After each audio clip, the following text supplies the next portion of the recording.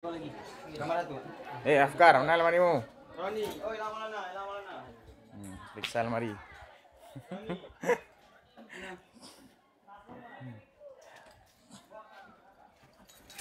Sudah suka ini? Mana? Maka? Mana alat elektroniknya ada? Ada bawa api? Apa ini? Masker. Ini dah pakai langsung buang, jangan disimpan. Aman. 3,5, 4. Ini suasana pemeriksaan lemari santri Almanar. Pemeriksaan lemari rutin dalam setahun tuh bisa jadi 4 kali. Bagus. Ini dimasukin ke tapsan. Bang. Berapa uang boleh simpan di lemari? Jadi kenapa 700.000 di situ? Baru balik. Hah? Baru balik dari Nggak ada alasan baru balik. Kalau hilang ya mana? Itu di mana disimpan uang? lupa. Tahu nggak cara simpan uang di lemari? Tahu?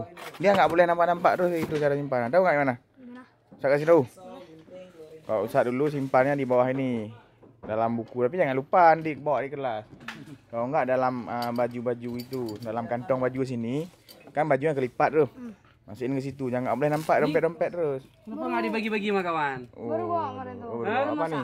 Ada dibagi. Ini apa? Nih. Wah ini. Buah mancang. Mancang, oh ya. Kamu abdi ya? Abdi ya, saya ingat mancang nih. Apa yang ada? Mau cara simpan uang.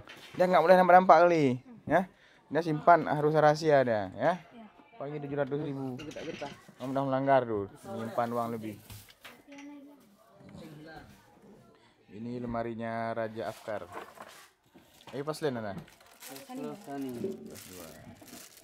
Biar rapi lagi lemarinya, ya. Mau? Kayak mana perasaannya diperiksa lemari? Takut nggak?